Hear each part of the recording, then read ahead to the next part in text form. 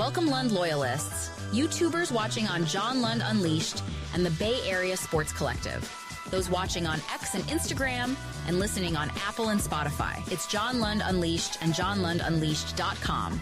Brought to you by 𝐟𝐸𝐵 Cosmetic Surgery and Laser Center. Right now featuring amazing stem cell technology. For all your pain and for the guys, check out the latest in low T and testosterone therapy to make you feel like yourself again. 𝐟𝐸𝐵 Cosmetic Surgery and Laser Center at 𝐟𝐸𝐵Cosmetic.com. Now, all juiced up and ready to go. Here's Johnny.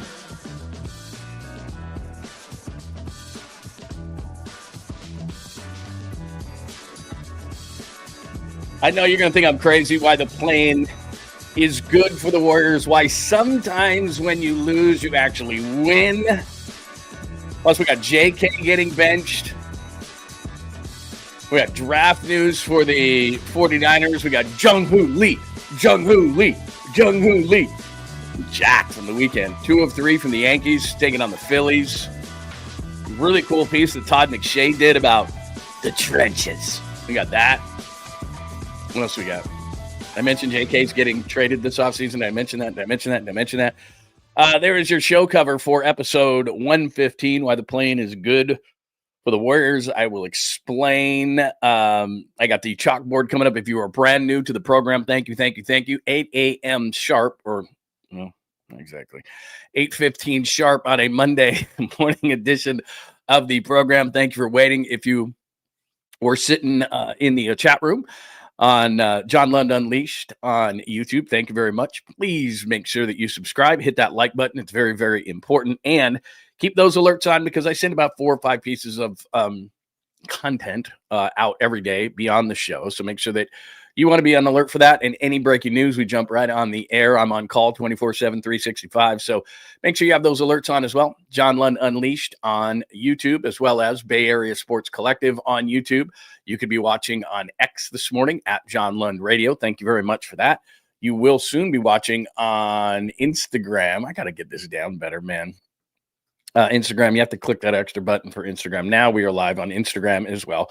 On Twitch, on LinkedIn, and Facebook. Facebook, you can follow me or friend request me, John Lund, and also John Lund Unleashed. Make sure you're following that page for the latest. Everything can be in one fell swoop in one little place.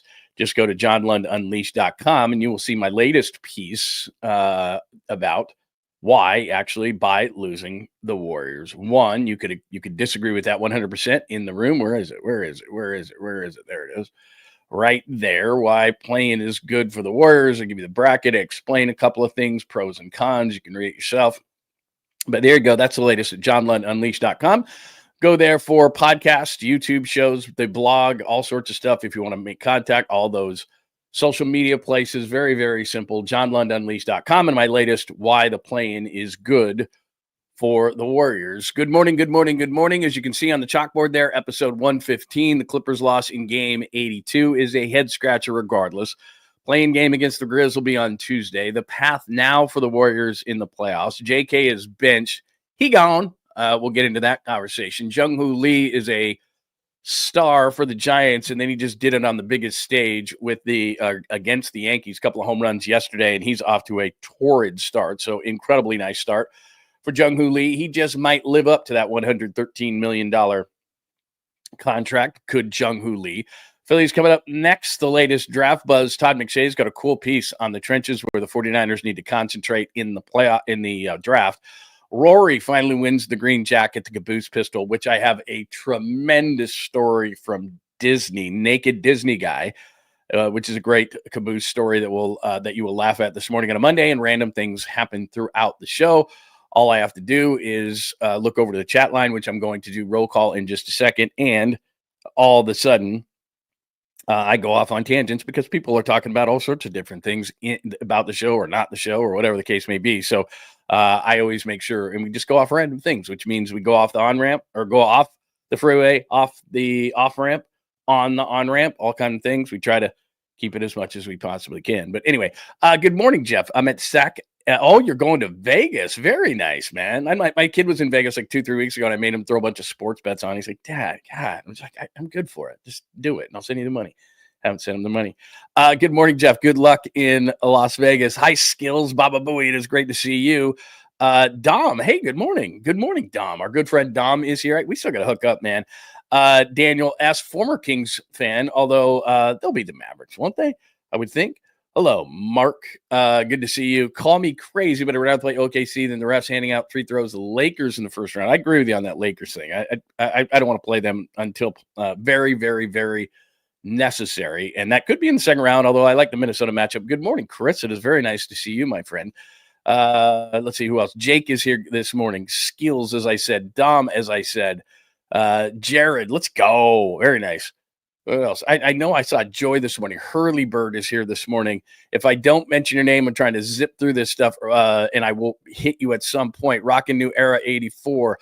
Good morning to you. Todd. Hello, Todd. Very nice to see you, my friend. All right. A lot of people in attendance today. Thank you for making the time. Just one more thing before we get going. Thanks for making the time. Please subscribe on John Lund Unleashed and Bay Area Sports Collective.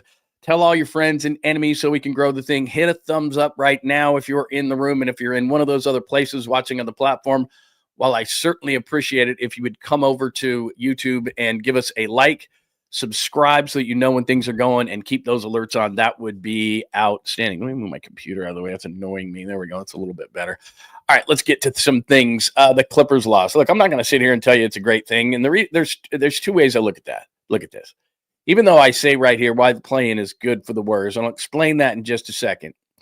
But the downside to this whole thing, and let me just throw the box score for you so it makes things a little bit easier to discuss. Plus, then you don't have to look at my face, which is pretty nice on a Monday. Like Monday can be like, whoa, it can be kind of jarring.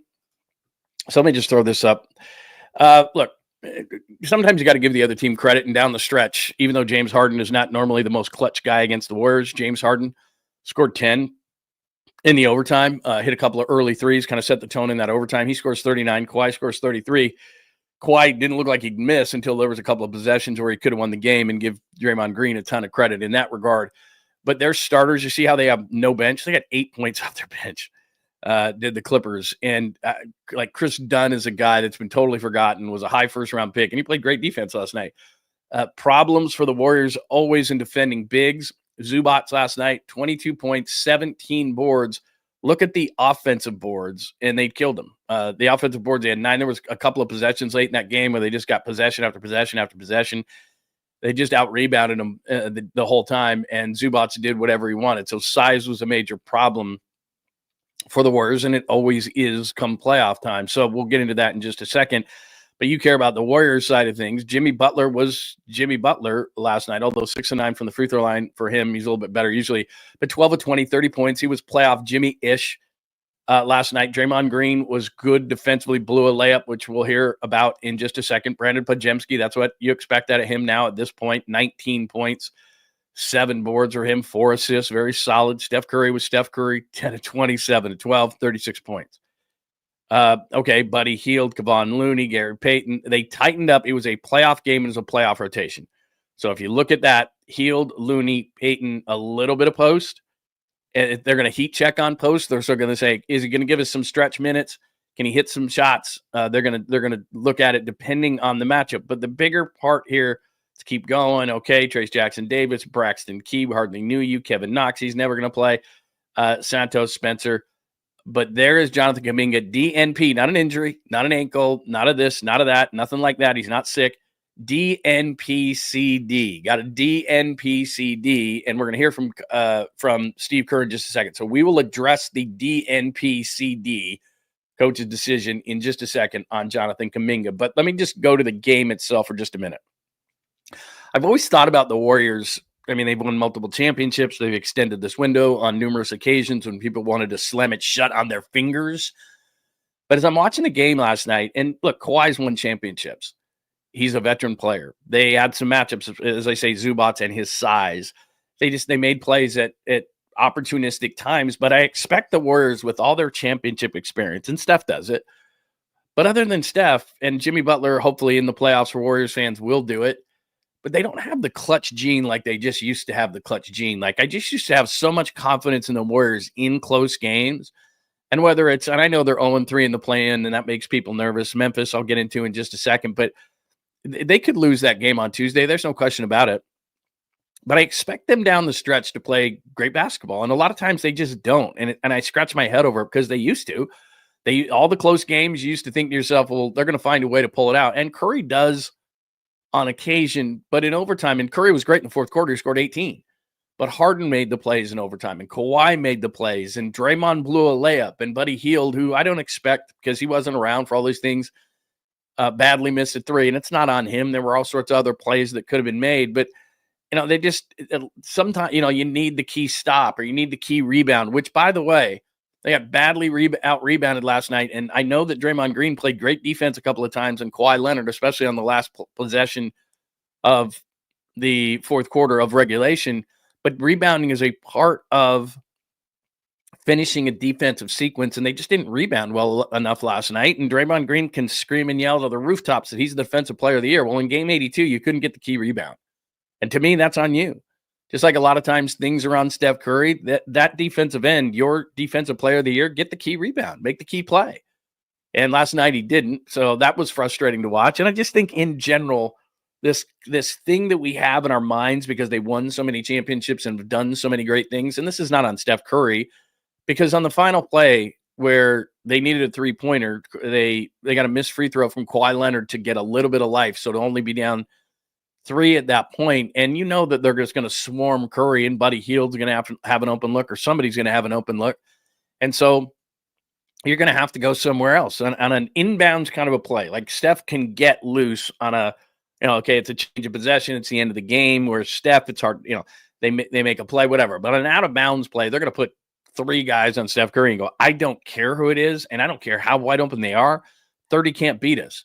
So somebody else has to step up. That's what I'm talking about, the clutch gene. And do I expect it to be Buddy Hield? No, because he hasn't been around. But I look at the roster and I say to myself, okay, I'm looking at the Clippers, for example. Harden's going to make a play. Kawhi's going to make a play. Some of those guys, they got a couple of different options. It's Steph Curry or bust for the Warriors right now. And I'd love Jimmy Butler, but he's not a guy, if you need a 3, that's going to hit that shot. A lot of times in those situations, is Jimmy Butler, if they needed 2, I could see Jimmy Butler or potentially getting to the line, although they swallow their whistles at that point. So I guess my point is this big clutch gene of the Warriors, it makes you a little bit nervous about Tuesday night against Memphis. All right, having said that, let me pop some things on the board. This is the Memphis-Golden State matchup as we go to Tuesday very quickly before we get to Jonathan Kuminga. So let me pop that up. And, does that matter? I guess it does. But the second half of the season, here's where it's misleading. The second half of the season for the Grizzlies, in addition to firing their coach with 10 games left, and the reason they did was they were 12-16 in the second half of the season. They were atrocious defensively. They were good offensively most of the year, but defensively they weren't very good. And there's all sorts of issues. And it starts to me, and this may not matter to you, but it does matter.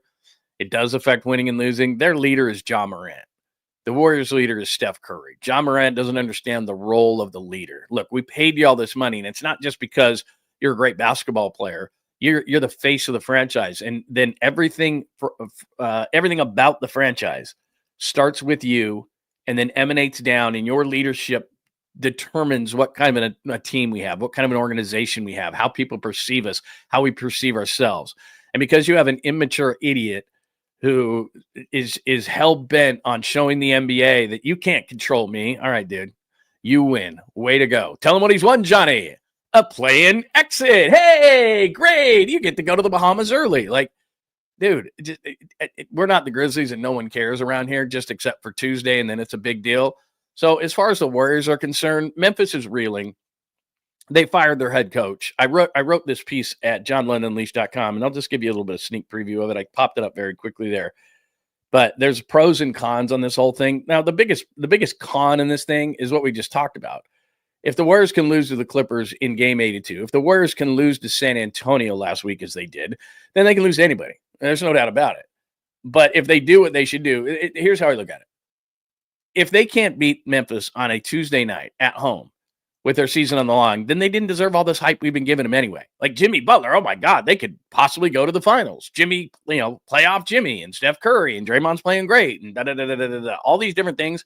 If you can't beat Memphis at home on a Tuesday in the playing game, then you weren't worthy of this hype anyway. And then you avoid the Lakers in the first round to me. You play Houston, which is a better matchup to me than the Lakers would have been based on experience alone. I know that Sengun is a problem and they struggle with size, but there's a lot of perimeter players on this team in Houston, if they can get by this game, that they match up well against. And yes, they're going to need Jonathan Kuminga's athleticism and length in a series against Houston. So we'll see what Jonathan Kuminga does and what his mindset is. I'm sure he's not very happy this morning. But as I point out, the cons of losing, the pros of losing, Taylor Jenkins gets fired, Memphis 4-6 in their final 10. The Memphis Grizzlies have not beaten a playoff team. So there it is at JohnLundUnleashed.com. But I just kind of wanted to remind myself why it's a good thing that the Warriors are playing the Grizzlies. 4-6 in their last 10, 12-16 since the All-Star break. They haven't beaten a Western Conference playoff team since January 30th when they beat the Rockets by a deuce. It's not a good basketball team. They have not been playing good basketball. They've been one of the worst teams. In fact, of the 10 worst records in the NBA over the second half of the season, Memphis is 10th. 10th worst. The other 9 teams ahead of them, not ahead of them, who played worse basketball, Utah Jazz like 4-24. None of the other 9 teams are in the playoffs. They're not in the playoffs either. They're in the play-in. Could they spring a surprise? Yeah, if you lose to San Antonio in the final week of the season, which, by the way, is the thing that costs you and why you have to play in the play-in game, if you can lose that game, you can lose to anybody. They had the golf clubs in the car. They didn't want to play. You allowed them to stay in the game. That could happen against Memphis. So, yeah, it's a problem. If you get by this game, though, and I've said this last week, I think getting a sneak peek at the Rockets, even though they won on April 6th, they won 106-96. And for some reason, and I think it's inexperience by the coaching staff, for some reason, they showed their playoff hand. They showed the way they were going to defend Steph Curry. And what happened is the Warriors got an early look at that. Most teams would have been like, we're already the 2 seed. We'll play our starters, but we're not going to show you everything we got for Steph Curry. And they were physical against him, and Steph went 1 for 10. And I understand that. And so your pessimistic outlook in terms of playing the Rockets, if you have one, is absolutely warranted. But I think they got an early look at them. I think the Warriors are great at one of the things they're great at in playoff series is figuring a team out at some point. And early in the series, it's kind of like sparring with a boxing partner. First couple of rounds, you're kind of feeling it out. Well, they got an early look at the Rockets, and it wasn't that big of a deal. So all of a sudden now you look at it and you say, okay, the Rockets showed us what they're going to do. We've got to adjust off that already.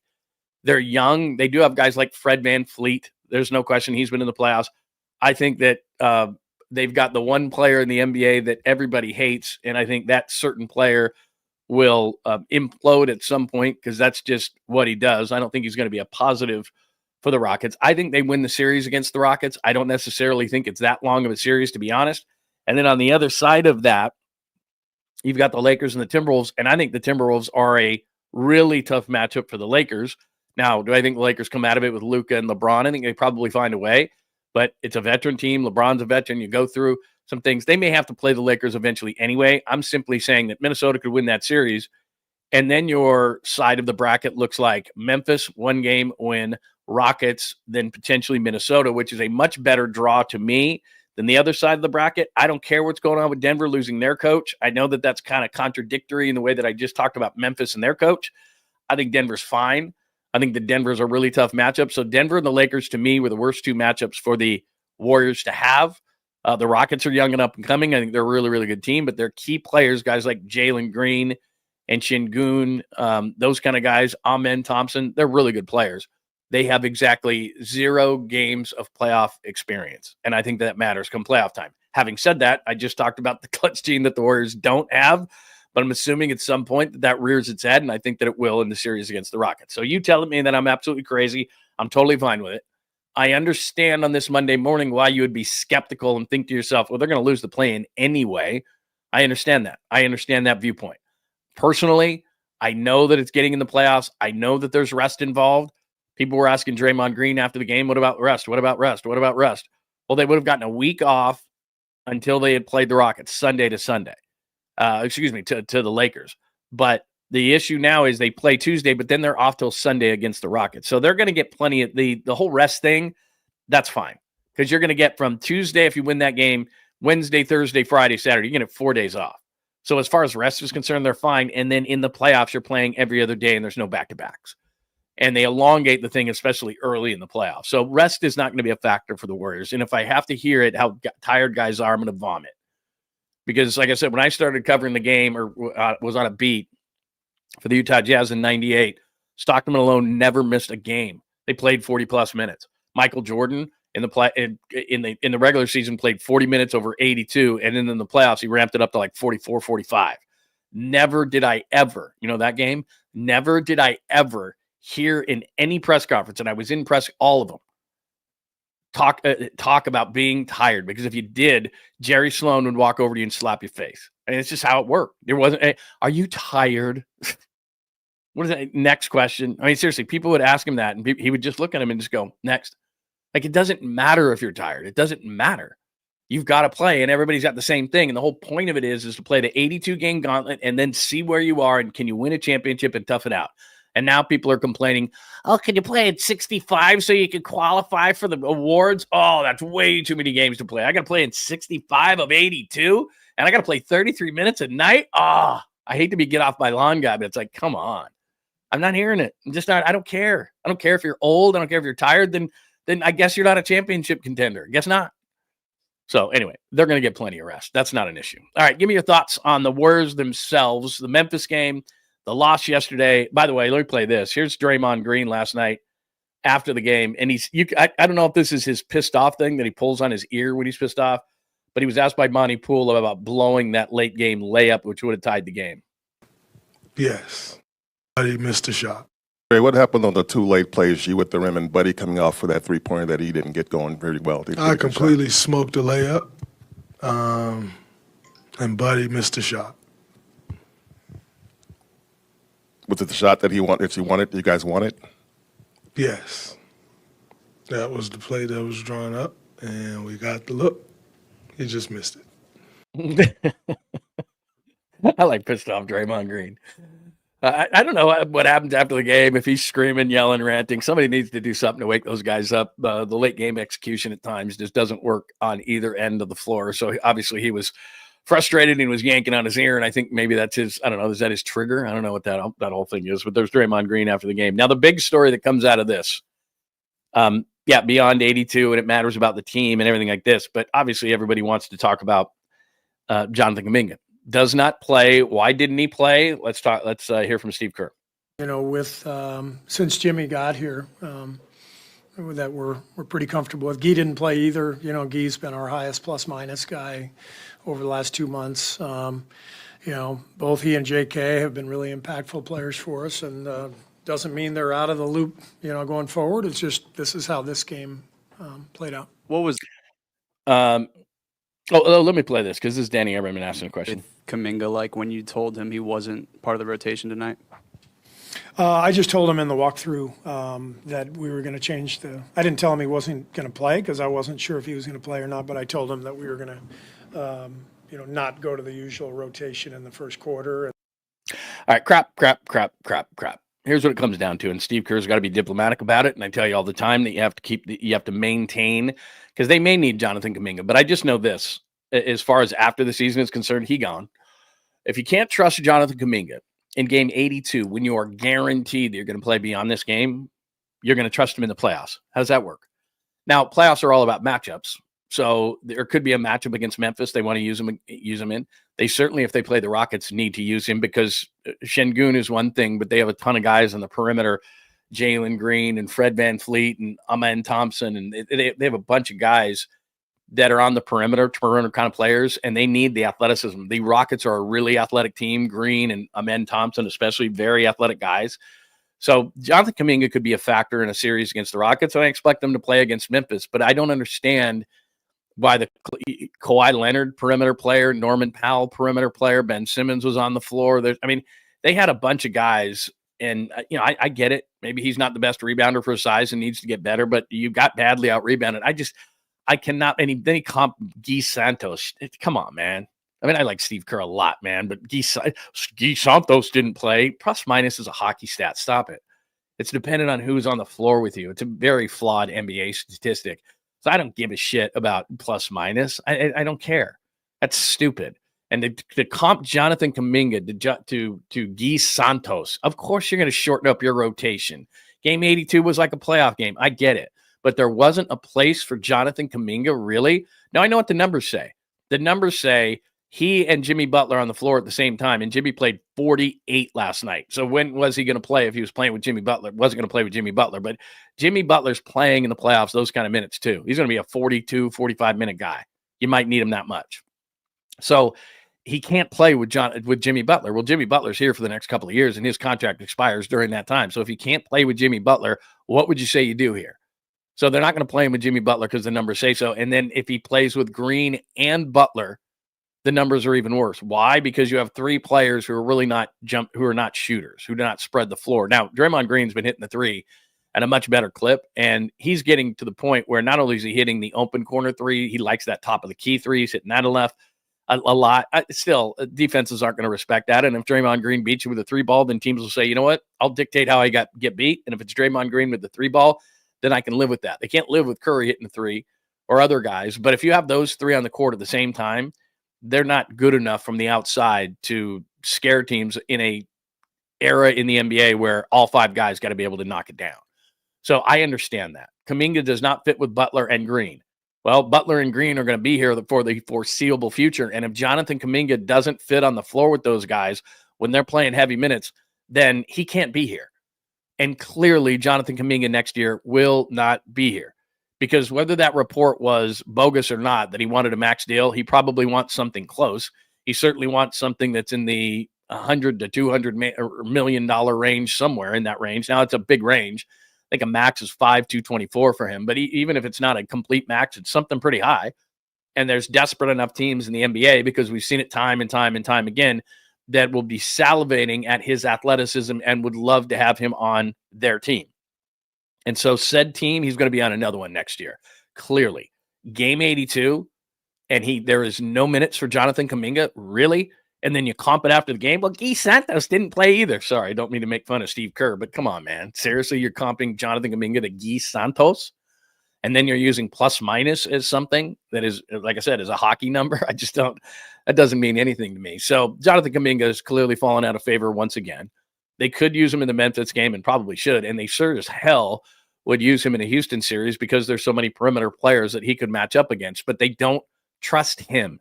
And that's the bottom line to all of this. Steve Kerr's got this circle of trust. It's always like that. Young players tend to kind of fall out of that circle. He can trust Moses Moody, and does. He can trust Brandon Podziemski, and he does. So those young players get time, and Jonathan Kuminga, it's always some sort of an excuse. Plus, the reason why I wanted to go back to the Danny Emmerman question there was he asked him, how did he react? The question was, how did he react when you told him? And Steve Kerr ignored the question, which I understand, and said, he talked about when he told him. No, not when you told him. How did he react? Well, he reacted poorly, or else Steve Kerr would have said, no, he was a professional about it. He was a total professional about it, and he understood. He didn't say that. He said, this is when I told him. He didn't say what the question was, how did he react, which is a great question. How did Jonathan Kuminga react? Well, I think Jonathan Kuminga, after the game, and this is again, Danny Emmerman was the one who we've had on the show before, and this is JK after the game.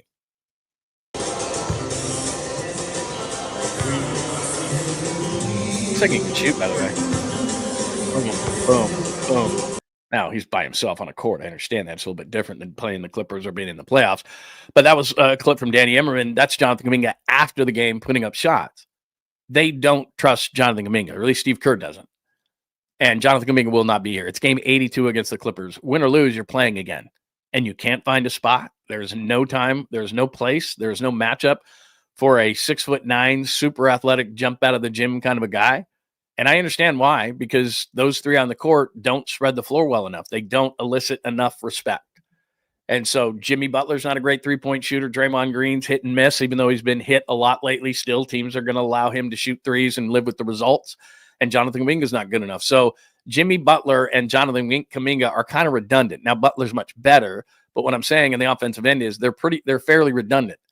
And if he's not as good of a rebounder as you need him to be, or if he's not as good of a defender as you need him to be at this point of his career, then what does he do? Because what he needs to be in that mid-range game, and that's kind of where Jimmy Butler hangs out. And that's where Draymond Green should be. So where is Jonathan Kuminga? It doesn't look like there's a place for the foreseeable future. And we can sit here and make up excuses and say this and that, and his time will come. He's been here plenty. I don't care what his age is. He's been here plenty to carve out a niche at least on this team. And if I'm him, and that question meant everything to me, as reporter instincts will go, and Steve is very, very smart. He didn't forget the question. He said, how did he react? Oh, I told him at shoot-around this morning. No. How did he react? Yeah, I told him, to be ready. How did he react? He didn't say, because he reacted poorly, which I would too. Hey, JK, you're not going to be in the rotation tonight. Sorry. Maybe another time. Maybe Memphis, maybe Houston. Maybe never. But I know this. Jonathan Kuminga will not be a member of the Golden State Warriors next year. No way, no how. He went up after the game. I'm sure he was frustrated, puts up a bunch of shots, tries to stay loose, but I'm sure there was a discussion between he and his agent, and he has said this before, and so there was no reason to do it again, that he lost faith in Steve Kerr. You know, he caught a bunch of shit for that, so he's not gonna do that. He's not gonna say it again. There's no point. He knows he's gonna get traded in this offseason, so just keep your mouth shut. That way, you're not a damaged piece of goods. So you just take a deep breath. We're going to get you out of there. That's, I'm sure, what his agent said. I'm sure that was his first call after the game in the locker room. What the hell's going on? I'm not playing. It's the most important game of the season. I'm not in the rotation. I'm not playing any minutes. I got a DNP-CD. And his agent said to Jonathan Kuminga, settle down. Don't scream and yell. Go take some frustration out on the court. Go shoot a bunch of shots. Just calm down. Don't say anything to the media. You don't have to talk to the media. You didn't play. So just calm down, and we're going to get you out of there after the season. Don't worry about it. And so there's another young player, Wiseman, we understand. Lots of injuries, gone. Jonathan Kuminga soon will be gone. And so that whole, two timeline thing, Jordan Poole gone. And I'm not saying that they don't develop young players, because Brandon Podziemski has developed. Moses Moody has developed. They don't have the ceiling that Jonathan Kuminga does, but clearly the Warriors want something out of Jonathan Kuminga that he won't bring to the table or can't, in regards to playing with Jimmy Butler and playing with Draymond Green. And the numbers are ugly when those three on the court at the same time, and even him and Butler on the court at the same time. And you can see why, in a league where the floor's got to be spread and all five guys got to be able to bomb threes, those three guys don't and can't. So they don't play together. Well, let's do the pecking order. Draymond Green is playing and is going to be here. Jimmy Butler is playing and he's going to be here. Signed a 2-year extension. So it's this year and 2 more. So in that time, Jonathan Kuminga's contract is going to expire. So who's a better fit? Somebody. Now, they're not going to get value for Jonathan Kuminga like they probably would have before, because now the rest of the league saw it. And I don't care. You can put as much lipstick on this pig as you want. The rest of the league saw yesterday that you gave Jonathan Kuminga a DNP-CD, and he doesn't fit with Jimmy Butler, and he doesn't fit with Draymond Green. So where are you trading him? You're going to trade him for a better piece that fits in the puzzle better than Jonathan Kuminga does. Doesn't mean it's going to be a better player. Might be a better fit, but it's probably going to be a disappointing ending, and people won't be excited about what they get in return. Maybe, but it's going to be a veteran puzzle piece that fits better. Is it somebody who can continue to take some pressure off Steph Curry in the backcourt and maybe be another defender, a 3-and-D kind of a guy? Is it going to be a stretch big? They could really use a stretch big. Quentin Post, all due respect, dude. But is it going to be a stretch big veteran guy who, okay, he's not as good as Kuminga, but he fits a little bit better than what Kuminga does, somebody like that? So that's what I expect. I expect either a 3-and-D type, another, or a veteran stretch big, which is probably really what they need, because size gives them so much trouble. I mean, you're watching Zubac yesterday, and Zubac is solid, but I mean, Zubac just dominated. What do you have, 22 and 17? They were all over the offensive glass. So, you look at a stretch big. Can Kuminga get you a veteran stretch big that doesn't have the potential maybe, but is 27, 28 years old, who can fit within this current group? Be a starter at the 5, give them that stretchability. That's what they need, probably more than anything else on that roster. So I expect Jonathan Kuminga to probably go for a stretch big in the offseason, and adios to Jonathan Kuminga. And it was fun, and there's potential, and maybe you reach it, maybe you don't, but he's not reaching it here. And I think that's one of the biggest problems. I remember I was covering the Blazers in the early 2000s, and they had Jermaine O'Neal on the team. And they had Arvydas Sabonis ahead of him, and they had Rasheed Wallace ahead of him, and they had just a number of bigs, and Jermaine O'Neal couldn't get on the floor. And he got really frustrated. He got traded to Indiana. The Warriors got knocked out, or Warriors, the Blazers got knocked out by the Lakers in that epic comeback in which there was champagne in the Blazers locker room. This is like 01. And then I saw him wheel it out of the Blazers locker room, which was depressing.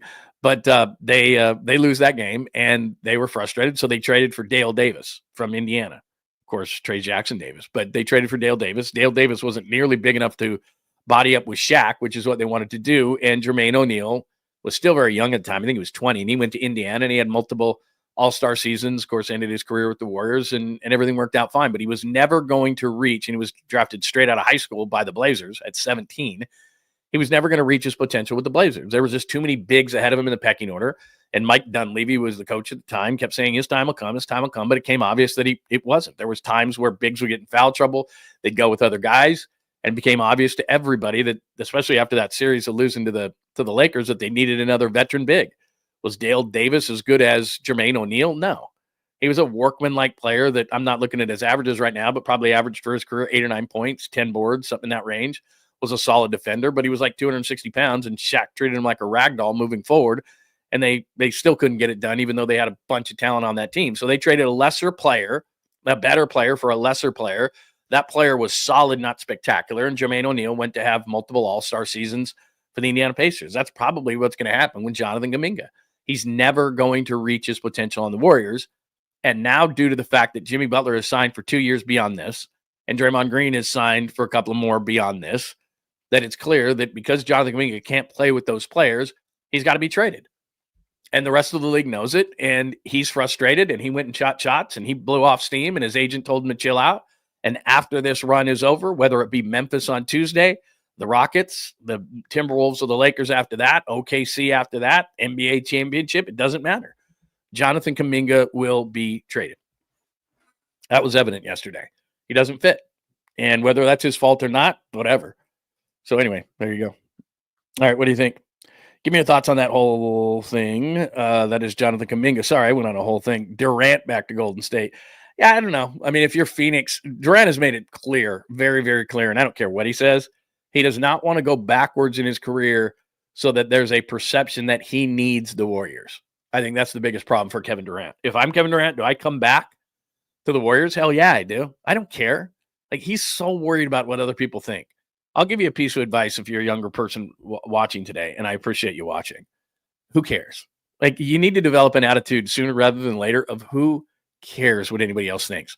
Because you know what? You come into this life alone and you leave alone. No one cares. The perception of what people think of you is their problem, not yours.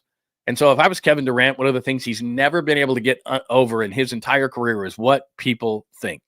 No one cares. When you're in the Hall of Fame and I think about players and how, I don't care.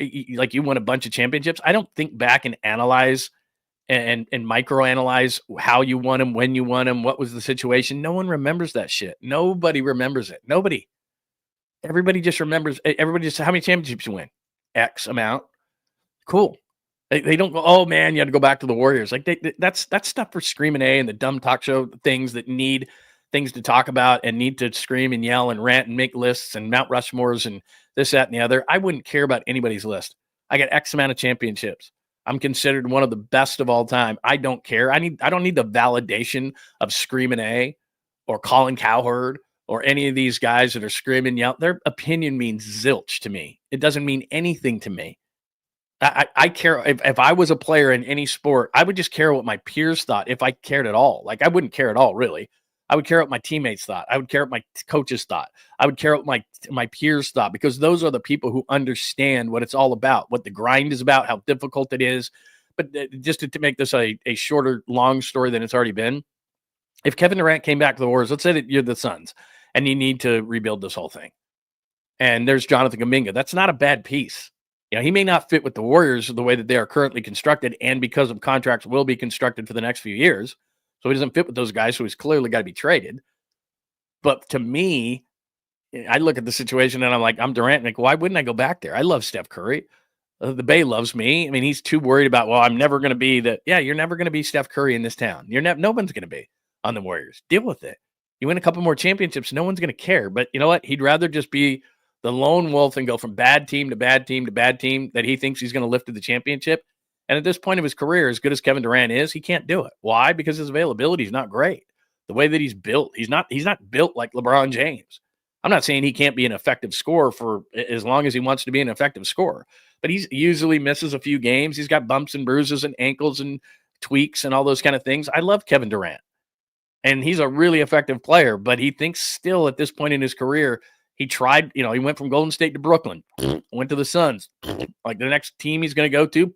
Like, it's just because it takes a lot to get him, and he's really, really good. And I was just going to say the Batman Robin thing. He's probably still a Batman, not a Robin, but he needs guys around him.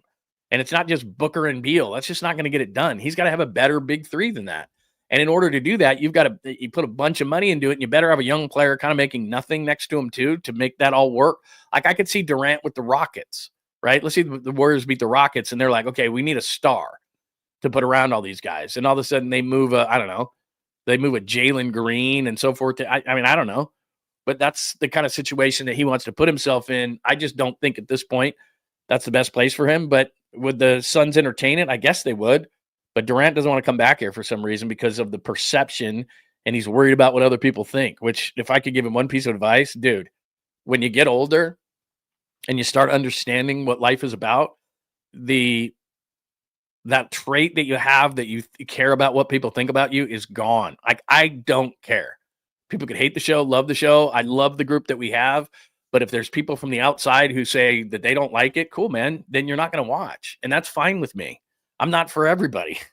That's the way it is. That's life. I don't need everybody to like me.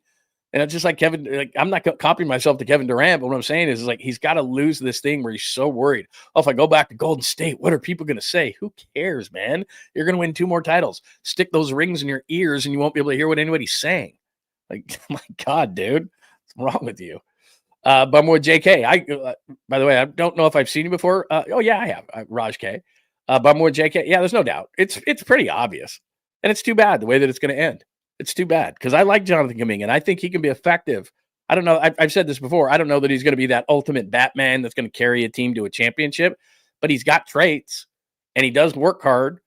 He has had, for those who don't know, he's had issues with the organization. The organization has had issues with him.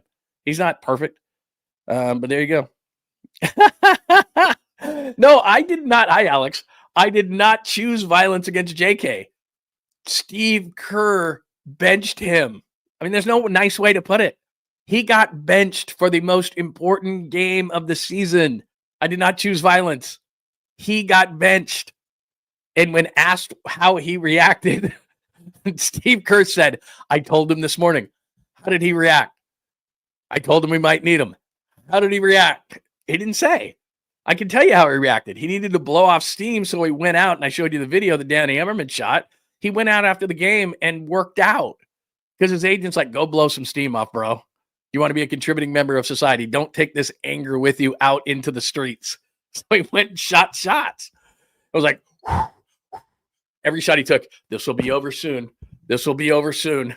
They'll be traded. This will be over soon. This will be over soon. That's why he did what he did. It's crazy. No, I didn't choose violence, man. I'm just telling you the truth. I'm just telling you the truth. What else do we have? Yeah, Kendrick Perkins. He does such work. I heard Jonathan Kuminga is 7-2 now. Yeah, I wouldn't. That's a great point, man. I wouldn't trust Buddy Hield. I've said this time and time and time again. Buddy Hield is just a heat check. Like when you're playing Buddy Hield, it's like, okay, get him out there, like most Spates used to be. And you say, okay, heat check. He's not on tonight. Bench him. Oh, he's rolling. Stay with it. Like he's a wild card to me. So anyway, there you go. Give me your thoughts on Jonathan Kuminga. It's not happening to me. It's not happening. Yeah, I did see that CP3 played all 82. That's crazy, man. At his age, my goodness. Anyway, love to get your thoughts on JK. That's it. He may be a key in the playoffs in some game. He just may look down the bench and say, we got to give this guy a shot. But if they play the Rockets, if they beat Memphis on Tuesday, I would be the most shocked guy in the building if Jonathan Kuminga is not part of the rotation against the Rockets. He has to be. That's an extremely athletic team, and there are matchups on both ends of the floor that he's got to be a part of. So if he doesn't play in that series, I mean, he's gone regardless. He's gone regardless. You can't undo this. You lost a game to the Clippers. You would have been in the playoffs against the Lakers. I still contend that it's actually a good thing. And you play Memphis, you win that game, and you play the Rockets. I'd rather play the Rockets than Lakers. You'd have to play the Lakers eventually, although I think Minnesota can beat them, and I like the matchup, but I think it's going to be a 7-game series. And I think the Lakers could be tired, or Luka gets banged up a lot, LeBron gets banged up a lot, those kind of things. The other side of that is Steph's thumb, which didn't seem like a problem yesterday. What was he, 12 of 20? Hit half of his threes. So the thumb, it had, you looked at the tape, and that's really the only way you remembered that he was hurt. And then Jimmy Butler got a thigh contusion, a bruise, when he got kneed by Kawhi Leonard late in that game, and you saw him limping around. It's just the playoffs. These injuries and all these kind of things, it's like when they're asked about them, they just got to go, whatever. So anyway, there's your Warriors report. Tuesday against the Grizzlies. Do I have any other things that I need to either show you or play for you in regards to the Warriors? Oh, there's the bracket if you want to see that. So there you go. There's your bracket. You've probably already seen that a million times. This is what the first round is going to look like. Other intriguing games there. So you look at the Western Conference, the Eastern Conference, whatever. You look at the Western Conference. So OKC waits for the 8. Timberwolves and Lakers are already set, and the Rockets wait probably for the Warriors. And then I'll tell you what, that 4-5, whether you care or not, the Nuggets v. the Clippers, I don't love that matchup for the Nuggets because they have a big, not that he's going to do much, Zubac, but at least you have a big to match up against Jokic, and we'll see how big of a mess they are because the Clippers are fully capable of winning that series, and the Clippers are fully capable of then, because that's a 4-5. Whoever wins that series probably plays Oklahoma City. Oklahoma City is going to play the 8 seed. So Clippers and Nuggets winner to play Oklahoma City. Either of those teams can beat Oklahoma City, especially I believe the Clippers could. I think that's a tough matchup for Oklahoma City if the Clippers win that series. So anyway, there's that. Eastern Conference, they're waiting. Obviously, the Cavs and the Celtics are waiting. That's going to be massive. If the Celtics play Cleveland in the conference final, that's going to be a hell of a matchup there. Pistons v. Knicks. I expect the Knicks to win that series. The Knicks could be a problem in the Eastern Conference in short series. Bucks, Pacers, whatever. Neither of those teams are going to do anything. So to me, the East, the Knicks could be interesting. Celtics, Cavs probably are the Eastern final, but the Knicks could kind of have some say in that. Good to see Detroit back in it. They were bad for so many years. So that's the matchups in the NBA playoffs. Saturday, as you can see, Sunday would be the Warriors v. the Rockets in the Sunday game. So that's it. Plan accordingly as far as that goes. So there you go. That is your Warriors report. Hit me up on any questions and comments on that. If you're watching the show a little bit later, put the comments in the comment section. Also, you can always hit me up at John Lund Radio on X. We got a bunch of people watching on X today. So welcome to the people watching on John Lund Radio on X. You can put your comments and thoughts there. Let's move on to the Giants. So that's where we are. Episode 115. You look at the chalkboard there. Clips loss, playing versus the Grizz. The path, which I showed you, the playoff path. JK bench / he gone. And now we are to the Giants portion of the show. Jung-Hoo Lee is the big story over the weekend. There's Jeff Passan. Look at this. Aaron Judge, Pete Alonso was off to an amazing start. It's a walk year after all for him. Very nice. Jung-Hoo Lee, Kyle Tucker's rolling in Chicago with the Bears. Corbin Carroll. Remember the slow start Corbin Carroll had last year? That's gone. So as Jeff Passan, out of those 5 reports, after missing most of last season with torn labrum, Lee has been one of the best players in baseball this year for the 11-4 Giants, getting a little bit of national love there. This will make your day. I'm sure that you heard this or saw this, but I've got to play this for you. And I have no idea. This has always been a point of contention with me. I don't know why. And John Miller is awesome, and Dave is awesome, and 𝐼 and 𝐾𝐿 are awesome, and the home run calls are great, and there's a lot of enthusiasm. But I don't know why. That maybe it's just me because I don't have a clue what they're saying, but this is the Korean broadcast of the home runs. And it just seems like in every sport, the foreign calls, they're just so much more excited than we are. So maybe I'm wrong, but here you go. 한인 팬들을 열받게 만드는 그런 스윙이 나왔어요. 양키 스타디움에서 또 하나의 홈런포. 406피트 날아갔습니다. 양키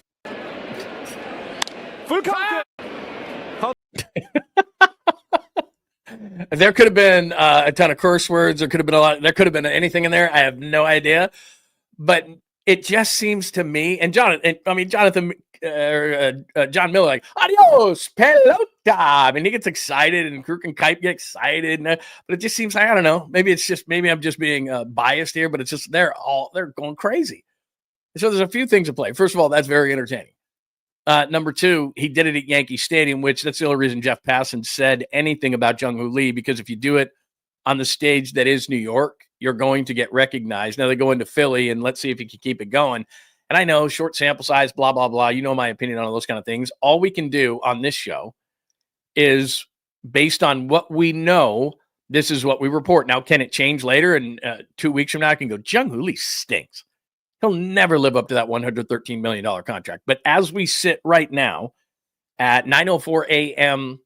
Pacific time on April 14th, 2025, Jung-Hoo Lee is a star. He's an American Idol type of a star in terms of, you saw the crowd there in New York, like San Francisco, a diverse crowd.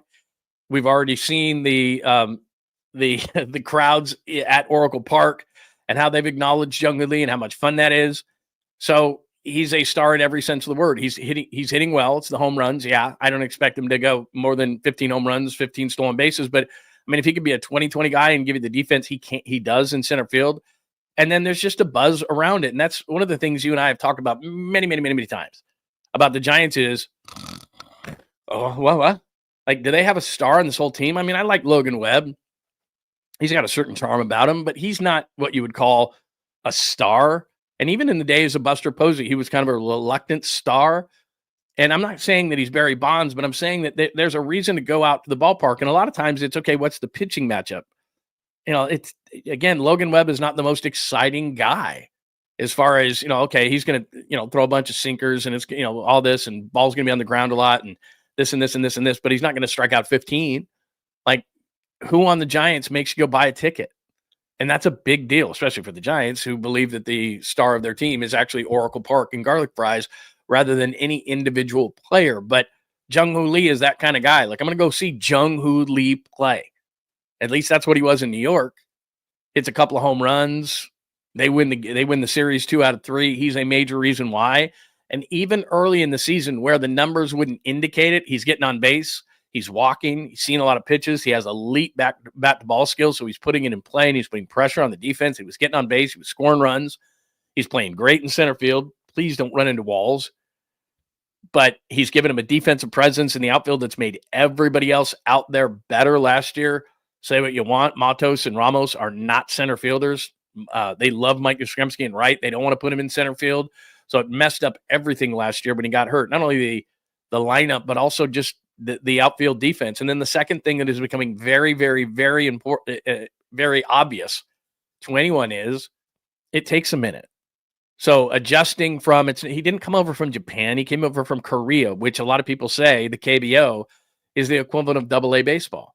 So it took him a minute to adjust to the pitching. It took him a minute. And we forget about this all the time, that we feel like, I know we don't really feel this way, but it almost subconsciously you say to yourself, well, they just pour him out of a locker and they play baseball, and that's it. Baseball, baseball, baseball, baseball, or whatever their sport is, right? Sport. They're human beings. I know you know that, but sometimes we forget, and I put myself in that same thing. Like, they're just like robots, and they go out on the field, and who cares what's going on off the field? It matters a lot. Ask Arias Ward if it matters what's going on off the field. It does. So when you come over from Korea and you're trying to figure out where to eat, where to go, you don't know the language. There's a lot to digest there. And he had 262 last year, 641 OPS. So when coming into the season, I was like, he is by no means in the bank.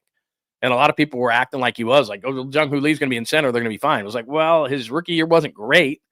Now, he was one of the more unlucky hitters in the league last year. Had some really good hard contact. Ball just found its way into gloves. That's how baseball works. But at times, he looked overmatched. He just didn't look like he was ready. And, of course, lots of people talked about it. Like, it's $113 million for this guy? I just don't see it. There's no power. He doesn't steal bases. What's this guy going to do?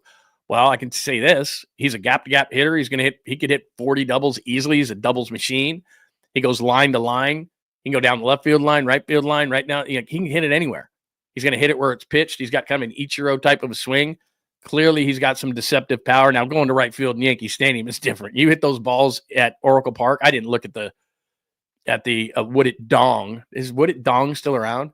I didn't look at Would It Dong, but Those are probably not home runs in San Francisco. I get it, whether it be the wind or Triples Alley or whatever the case may be. So, yeah, hitting it into the right field bleachers in New York, that's a massive advantage for a left-handed hitter. I understand that.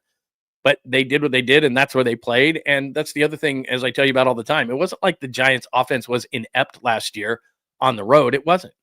The sixth most home runs in 2024 on the road. They can hit on the road.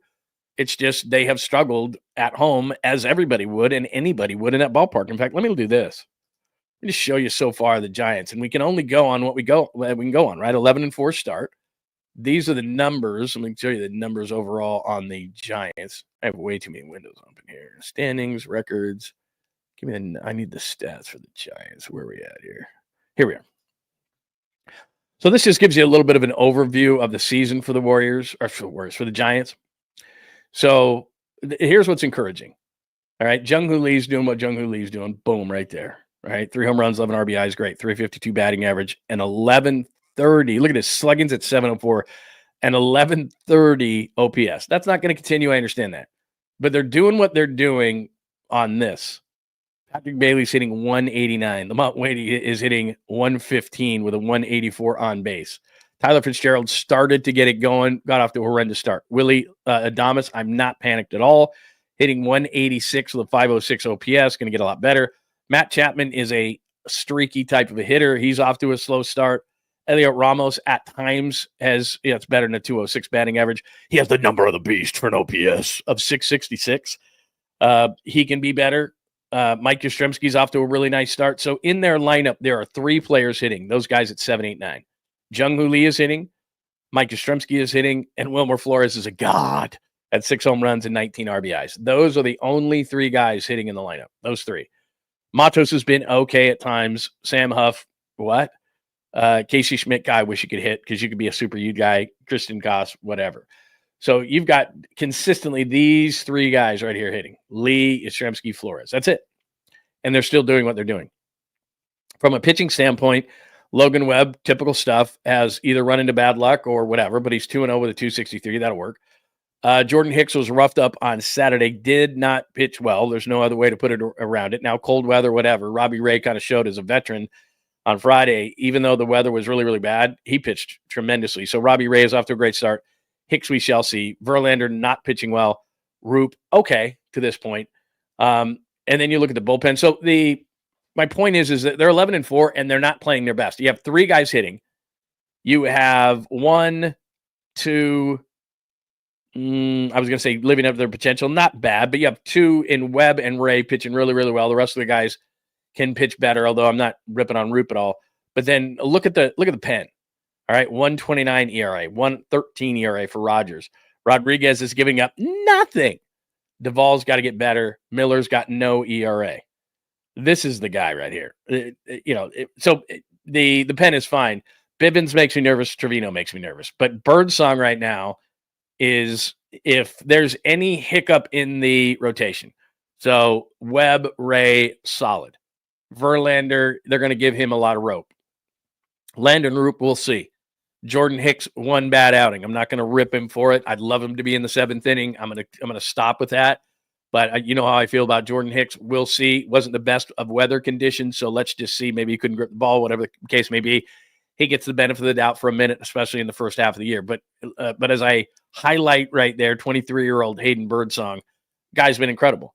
He's pitched the equivalent of 1 game, so 9 innings, 5 hits, 9 strikeouts right there, and 3 bases on balls. He was absolutely dominant over the weekend. So Hayden Birdsong to me, just kind of waiting in the wings going, I'm ready. Who's gonna flounder in the rotation? Well, right now, you have Webb and Ray pitching great.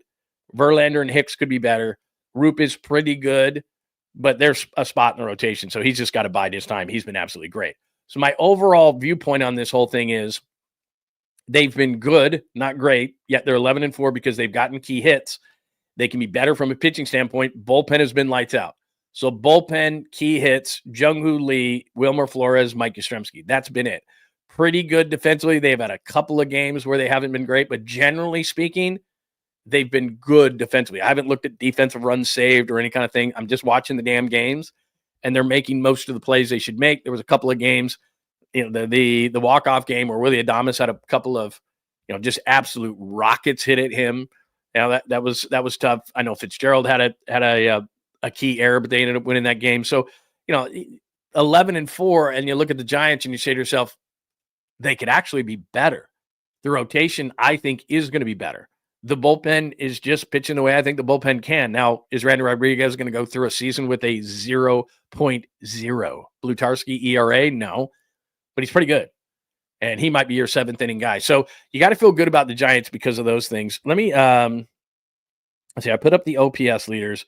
This is the birdsong thing if you're a nerd like I am. And I mean, his stuff has been absolutely great so far. So that's kind of the bonkers thing about it. But this is right here. This is Jeff Young, who does a good job of recapping games. Hayden Birdsong now has had 9 strikeouts through 9 scoreless out of the bullpen this year. We told you that. So there it is. So Birdsong's been really, really good. They can be better. That's what's scary. But then again, the Padres and the Dodgers and all that kind of stuff. By the way, you see the Dodgers on Saturday? Cubs beat them 16-0. Their worst home loss at Dodgers Stadium ever. 16-0. You enjoyed that, didn't you? You absolutely did. All right, give me your thoughts. Phillies coming up next, by the way. Phillies coming up today. I think it's 3:45 for the Phillies. So there you go. So that is the latest on the Giants. Needless to say, based on where we are with the Giants season, very encouraging.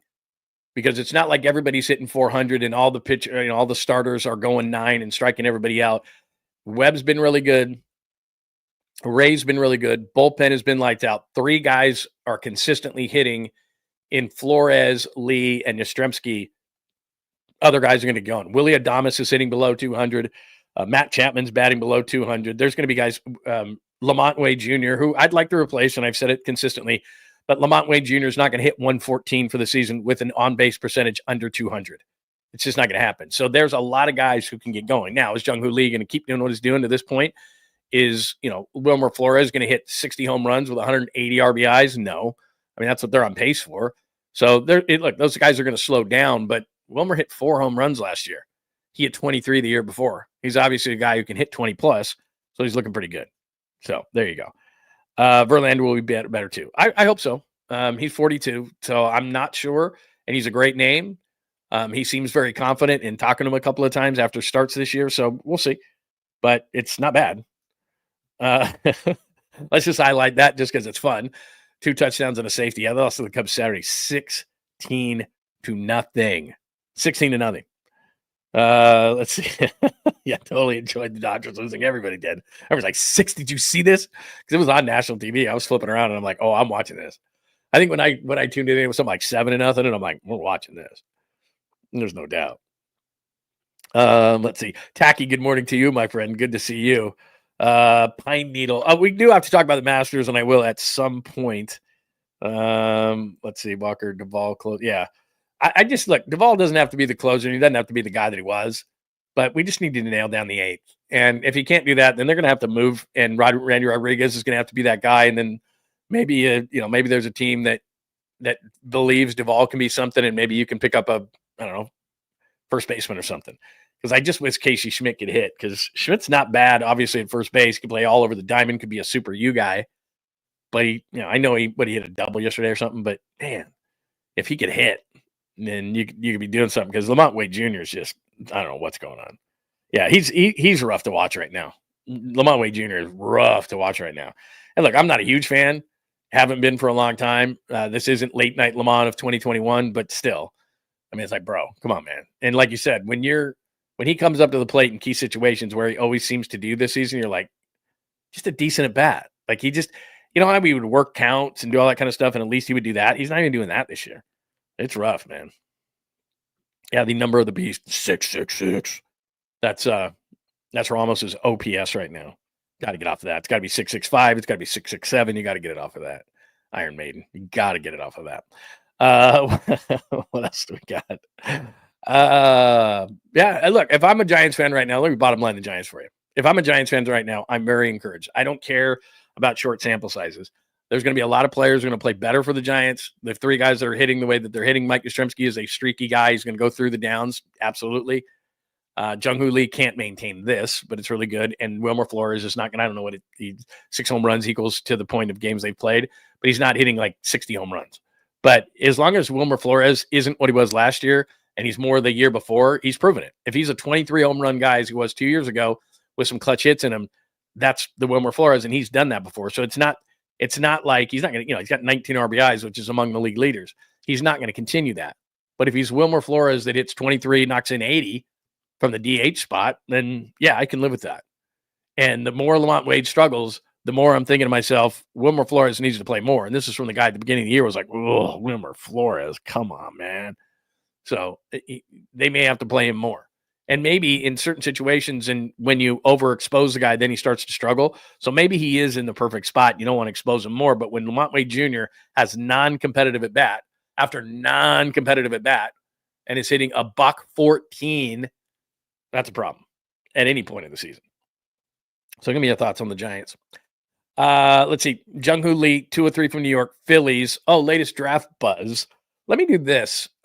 Latest draft buzz. I think there was a mock out today by PFF that I put in here. Yeah, this is PFF's latest mock draft with the Niners.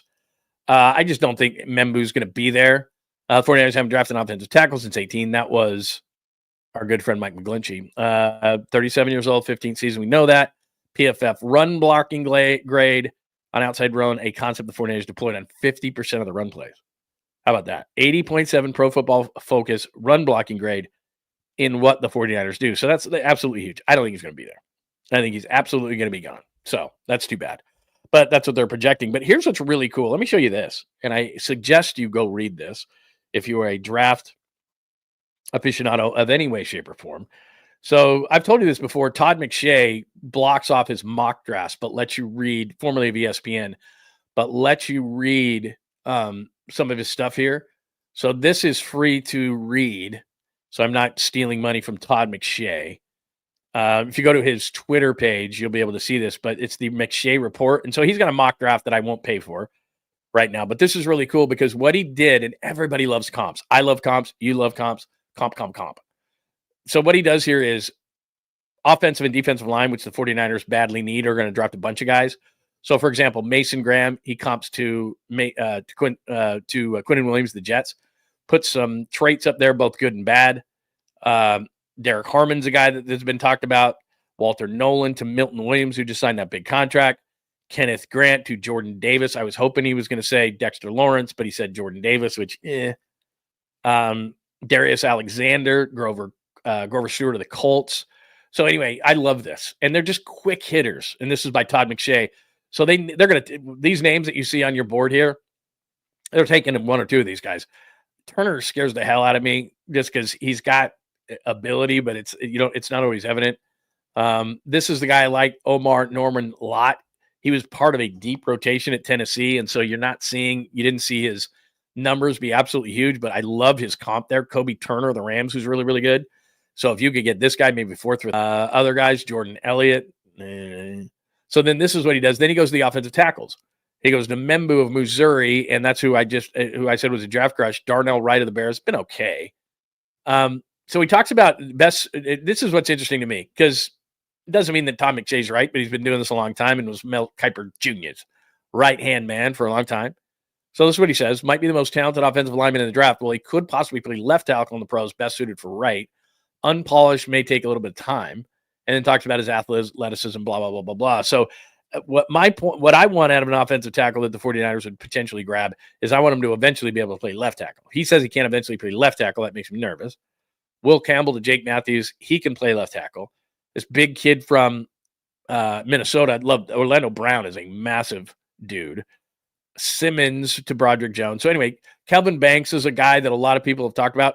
He comps him to Elijah Vera Tucker of the Jets. Now, look, that's not a bad comp, but he's not sure that he can play tackle, and that makes me a little bit nervous. He says, he's just not a finished product yet. Somewhat surprising considering he started 42 games at a position at the highest level of college football. You have to really believe in your offensive line coach and his ability to get Banks ready for game one of the NFL season if you elect to use a first-round pick. So he's saying he's raw, and he's saying he's maybe a guard. So that makes me a little bit nervous. Connor Lee, that's a better comp, a less technically sound Rashawn Slater. Slater's good. So that might be a guy, if that is an accurate report, that they could get later on in the draft, play right tackle than left tackle. So anyway, he's got something on everybody else. And then he's got interior offensive linemen, which obviously the 49ers need, and talks about comps and a few things on each. It doesn't do it too much. This is the guy from Arizona that I like, Jonah. And I don't know that that's a great comp, but he says right here, a thickly built, heavy-handed, tough guy. Love that. And nastiness you look for in a starting guard. He also held up really well in pass pro at right tackle. I love his versatility. Plug-and-play starter at guard who can also kick out to tackle in a pinch. Vastly underrated. So that guy I really like. Jared Wilson, the center, was comped to Zach Frazier. Had a really nice year this year in Pittsburgh. There was one other one that was comped to – there was a comp to Dominic Pooney. Where is it? Stephen Vila. There it is right there. 𝐬𝐮𝐬𝐫𝐞, North Dakota State. That makes me nervous because that's where Trey's from. Dominic Pooney was the thing. So he can play center guard or tackle. They wouldn't draft him at 11, either second round, or they'd trade back into the first or drop down. But, yeah, a lot of people like this guy because he's really versatile. Anyway, that's dorky. I get it. But that's a nice piece to read by Todd McShay, because McShay, what he normally does is he puts everything behind a paywall. And so that's a freebie. So I didn't steal anything from Todd McShay. He puts his mock drafts behind a paywall. I don't need to see them that badly. And so I don't pay for them. Because, I mean, you think TV, it's time for a random part of the show. Like, we all look at we don't look at one bill like we used to at Comcast. It's everything. It's like you got your regular stuff. We use YouTube TV. So then it's okay. We got to have Netflix, and we got to have Paramount, and we got to have Amazon, and we got to have, it's all this stuff that you got to have. So it kind of fools you because they just come in and it automatically comes out of your account. You don't really think about it. Whereas before you used to get a Comcast bill and you're like, $300. Oh my God, I'm cutting the cord. Then you felt great. You're like, oh, I cut the cord. Woo! And then now it's just like, it's just coming in different ways. So you don't even notice it because it just automatically comes out. You're getting whacked just the same. It's just, it's coming from different places, and your account's being rated $11 here, $15 there, $12 there, $8 there. And it's like boom, boom, boom, boom, boom. And then the same thing with a paywall. So, I pay for The Athletic, and I pay for the Chronicle, and I pay for, and it's like, I'm not paying for Todd McShay's mock drafts. That's enough. Like, I'm getting nickeled and dimed on the TV side, or whatever, the content side that way. And then I got to turn around and I got to pay, 5 for this, 10 for that, 12 for that in terms of reading stuff. And then when you do a podcast, there's all sorts of, in a YouTube show, there's all sorts of stuff you got to pay for as well. You got to have a platform to do it on. So you got to pay those guys every month, and you got to have a, service to cut up cuts. And then, so like every single day I look at my bank account ever dwindling, and it's always like $8, $10, $12, $4, $6. And I'm like, it's just like, you're constantly getting poked. And you look at the stuff that you're buying, and it's like, oh my God, I'm getting nickel and dime to death in every aspect of my life. Oh, and you got to have a DoorDash pass. What's that? $9.99. Oh, DoorDash pass. So like, everybody's thinking, okay, by itself, $6, $8, $10, $12, $15, $20, not a lot. But then it's constant. You're just being pecked to death by like everybody. And I don't know why I went on a tangent about that just because Todd McShay, but it's like now Todd McShay's got a paywall for his mock draft. I'm like, sorry, dude. ESPN Plus, I got to sign up for that because I can't see Mel's mock. And I got all sorts, so they're putting stuff on a paywall. It's like, no more. Todd McShay is the line for me. I'm not looking at your mock, but I do like his interior offensive line, offensive tackles, and defensive line. And he did it in a short, concise way. So you might be asking yourself, hey, Lund, you've been doing these mock Mondays. I'm doing one later today, but I'm going to change it up. I'm going to do a mock draft. I know it's dorky, but I'm going to do a mock draft the Wednesday before the draft. So what's that, 10 days away? I'm going to do one more of those the day before the draft when we get all the information in. But today I'm going to do a 49ers round by round and players, like 5 players that should be available in each round, and do like a Todd McShay little breakdown of all those guys. Because I did 2 mocks already, and it's like, I would be doing a mock draft just to change things up. Not that anything has really changed in a week. So I'm going to do that, and then I'll do the mock draft on the Wednesday before the draft. Does that make sense? I think that's a better way to do it. Could be wrong. All right, so here's where we are. Episode 15 is we're about an hour and 15 into the show. It is episode 115. Clippers lost, we've discussed. Playing game versus the Grizzlies on Tuesday, I feel good about, but could they lose any game? Yeah, they just lost to San Antonio at home. They just lost a game to the Clippers in game 82. They kind of had to have. The path now, JK benched, he gone. I don't expect JK to be here next year, although if they do play the Rockets, I expect him to have a role in that series because they have so many perimeter athletic players that he'd have to play, I think. Jung-Hoo Lee is becoming a superstar, and it helps when you do it at Yankee Stadium. 2 of 3 from the Yankees. Phillies up next. I would be optimistic about the Giants because there's a few players playing very, very well. Specifically, as far as the back goes, we just mentioned Jung-Hoo, but Wilmer Flores is tearing it up. Mike Yastrzemski's playing well, but Willie Adames, Matt Chapman, and others, Lamont Wade Jr., haven't gotten going, and expect them to, especially in Adames and Chapman's case. Pitching-wise, 2 of your pitchers are pitching outstanding in Logan Webb and Robbie Ray. The rest could be better. The bullpen is lights out. And the bullpen can continue to do this kind of a thing. So it's not outrageous to say they're off to an 11-4 start, but man, they can't maintain this. They can. And in fact, I think when it comes to starting pitching and a lot of the hitters, they can actually be better. Even though Jung-Hoo Lee is not going to do what he's doing and the entire season, I don't think. And Wilmer Flores is not going to hit 60 home runs as he's on pace for, but I think the other guys are going to pick it up offensively. My point overall in the Giants is they're not doing extraordinary things. They're doing things that are across the board. I don't mean individual, just across the board. They can be this good or better. And they're off to an 11-4 start. So that's pretty good. That's good. Talked about the draft. McShay piece is very good. I would suggest that. So make sure that you read that Todd McShay piece. Talks about interior offensive linemen and tackles. Also talks about defensive linemen. Gives us a comp and a brief good and bad about each player. So it's really well done. I would think to check out that. Finally, to Rory, he finally wins his green jacket and has accomplished the career Grand Slam. It's not that I don't like golf. I do. I like to play. I like to watch. I'm your typical fan, probably in that on Sunday I'll watch the end, coming down the stretch kind of thing. I can't do what my dad used to do. My dad on weekends, and he was out of town probably 3 weeks out of a month. He was a traveling salesman, and he was out of town a lot. So him and my mom would go out on Friday and Saturday nights. But on Saturdays and Sundays, he would get up early, cook a big breakfast, do whatever fixing around the house, a honey-do list, go, do some things. I would like mow the lawn and help some things outside. He loved to work outside and all that kind of stuff. And that was his Saturday. And then by early afternoon, he'd either watch some baseball, and he loved to lay on the couch and watch golf. He could fall asleep faster than anybody I'd ever seen. So for a lot of people, golf relaxes you. They're talking, and he's got a 3-foot putt here. It's going to the left and right. So that would put people to sleep, and it does me. And so he'd be out in like 2 minutes. Even though he loved to watch golf, he was a loud snorer. So you'd be watching ball with him just because, I was like hanging out with my dad. He's not here during the week, so I'd hang out with him on the weekends.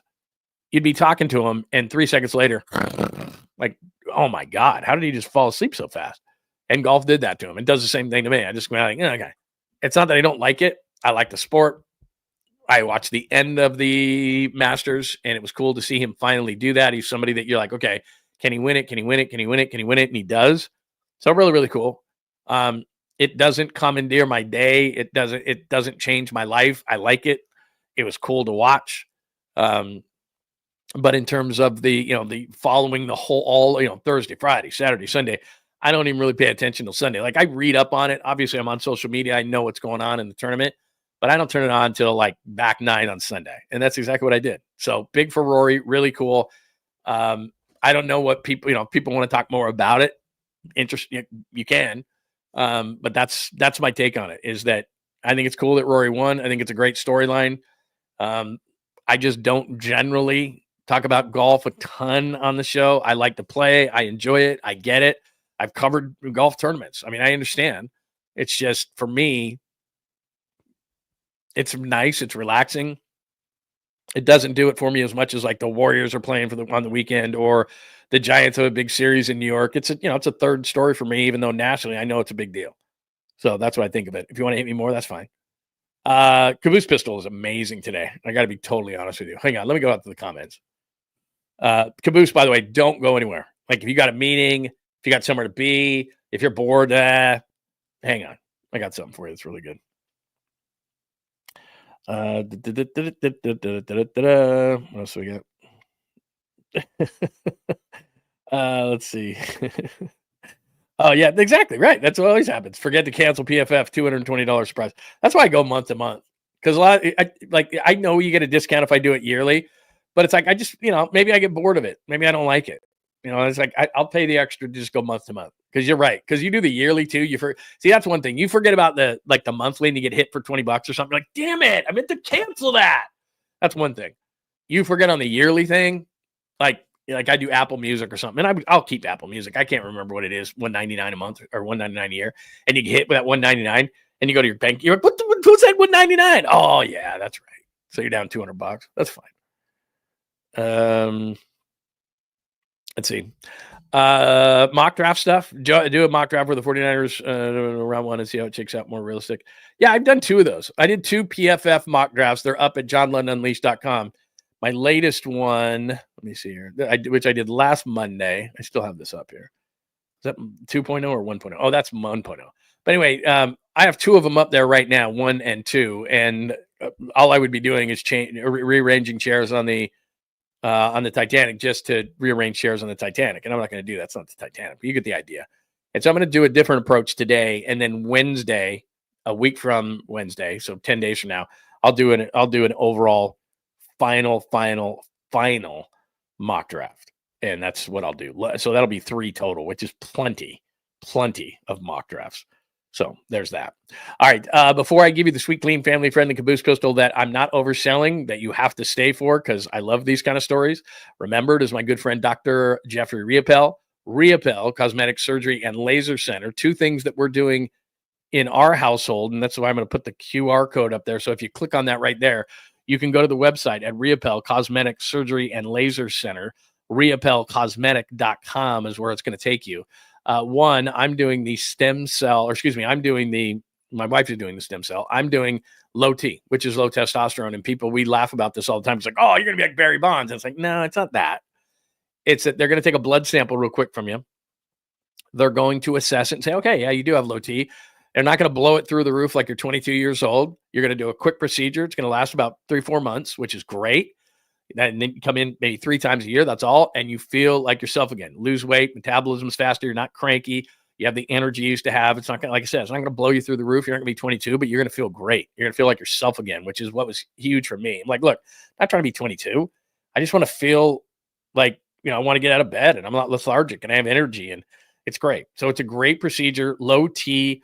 Dr. 𝐟𝐸𝐵𝐿 is the one to go see for it because he is, after all, a doctor. So it is great, and it's worked well for me. And then my wife, she's doing the stem cell. In fact, she came in, she was in San Diego last week. I had the place to myself, and she came in, first thing she said was, man, went on a vacation. Normally, because like on planes, it'll give her trouble. Her shoulder, her elbow, she's feeling absolutely great. She's had stem cell a couple of weeks ago, or a couple of months ago now. And her shoulder's feeling great. Her elbow's feeling great. Normally we go on vacations, and she was doing a lot of walking in San Diego on the beach and all that kind of stuff. Her foot feels great. So she's done all 3 of those things with Dr. 𝐟𝐸𝐵𝐿 and the stem cell. So maybe you've had some blood spinning done before, something like that, PRP. It's the PRP, but then they put the stem cell in there. And I'm telling you, you're going to feel great if you've got certain pain. So click on that QR code again, 𝐟𝐸𝐵𝐿 Cosmetic Surgery and Laser Center at 𝐟𝐸𝐵𝐿cosmetic.com, 𝐟𝐸𝐵𝐿cosmetic.com. If you click on that QR code, it's just going to take you directly there. So thanks to our fine sponsor, 𝐟𝐸𝐵𝐿. And great people, good friends of mine, and I highly recommend. Plus, they do other procedures. That's not just what they do, but 𝐟𝐸𝐿 Cosmetic Surgery and Laser Center. Go to the website and see all the different procedures. They don't just do the 2 I'm talking about, but we have personal experience in those, and that's why we like to talk about them. But they do all sorts of different procedures. So go to the website and check it out. All right. I've made you wait, so let me play the fancy open here, not video clips. I need the background music, and we'll play a fancy open, which will not get flagged by YouTube, which is nice. And we'll tell you about a story that happened at Disney over the weekend. Where is my open? Story of the day, Unleashed, Barrel Emergency Show open. Come on. Where the heck is it? I don't know. There's a long list of stuff. Got to find this. It's Caboose. Come on. Where's the Caboose pistol? It's not that down. It's not down. Jeez, how can I've got to play it. Oh, there we go. Finally. Eesh. Here we go. Caboose pistol time. John Lund Unleashed presents the Caboose pistol. Wedged in the crack of her buttocks. Somehow, someway, Lundo thinks this is the best way to leave a final impression on you for the day. The old Caboose pistol. Everybody has one. Did you say Caboose? I know some women who could hide a machine gun in there. Yeah. Leave me out of this, you weirdo. Here's John. Thank you, voice lady. Here's the story. I got a video too. naked Canadian wacko, which, by the way, wacko, very underutilized word.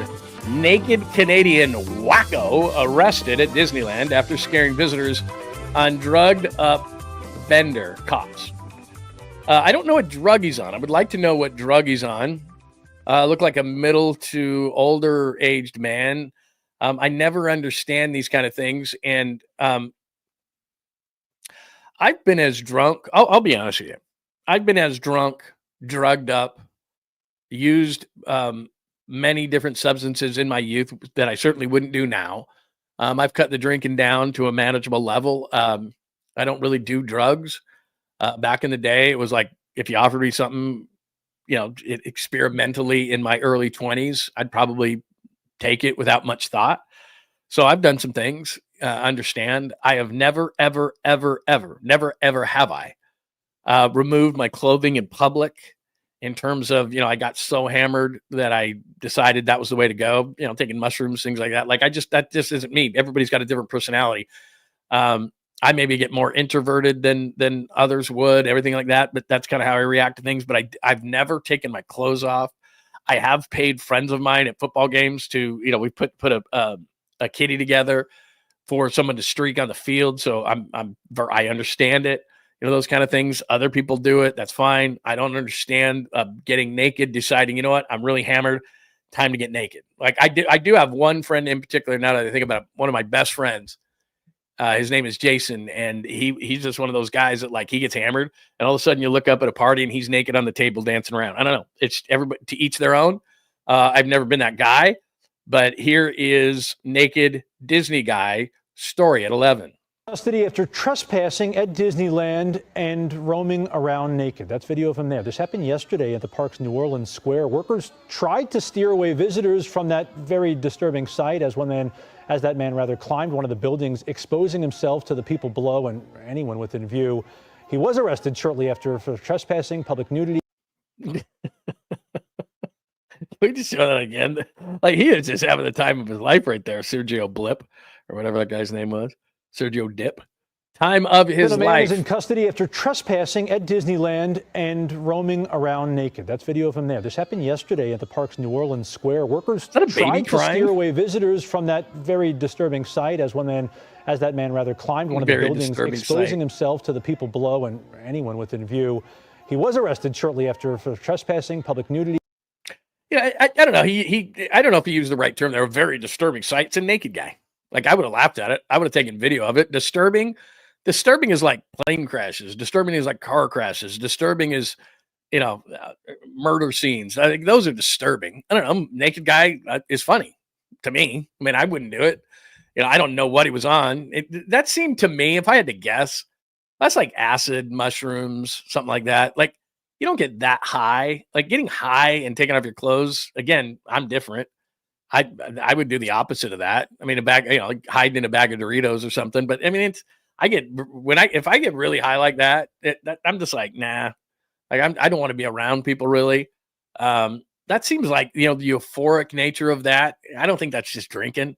Maybe it is. I do. Like I said, I have a good friend that when he gets hammered, he's naked up on a table dancing around, shaking what he's got. Like that's not me. So maybe that could be drinking. It probably is more like mushrooms. Let's go to Disney and on mushrooms and ride some rides. And then the guy was just like tripping hard, bad trip. And he's up on there. Cause that's crazy. I don't think that's drinking. I could be wrong. They did say drugs. They just didn't say what drugs, at least from what I read. So anyway, naked Disney guy. Look at the comments. I always love playing the Sweet Clean Family Friendly Caboose Bill and getting comments on that. Let's see here. Disturbed. But I mean, he called it disturbing. Or trying to put it disturbing. And I'm like, I don't know. We're right here. That's what I was trying to do. I don't know. I don't know if it's disturbing. I think it's funny. Like I said, there's other things that are very disturbing that are like stick in your mind. Yeah, Disneyland. Sicko is just a great word, isn't it? Sicko. He's a sicko. Anyway, weirdo, sicko. You don't normally see that. What else? It's a small world after all. Somebody should have started singing that. Not that guy. He wouldn't have cared, clearly. I mean, everything was blurred out, but that would have been really funny if they would have said that. That's a big blur spot. Yes, absolutely.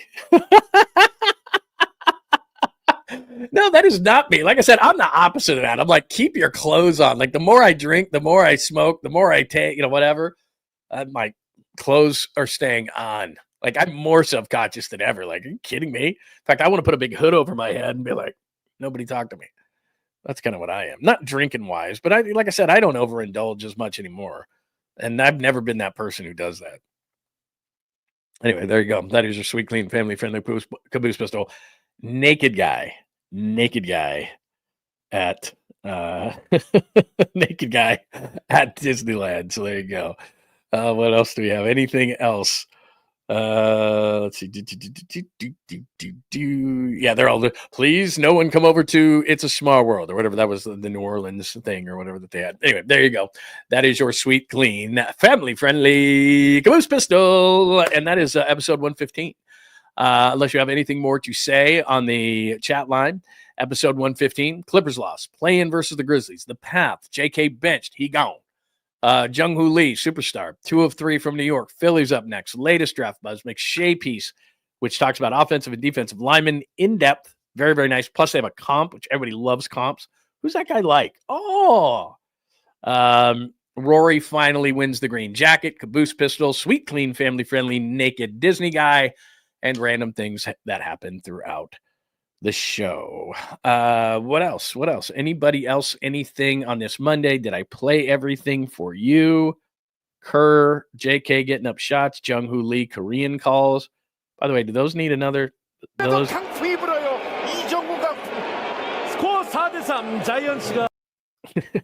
That's awesome. That's awesome.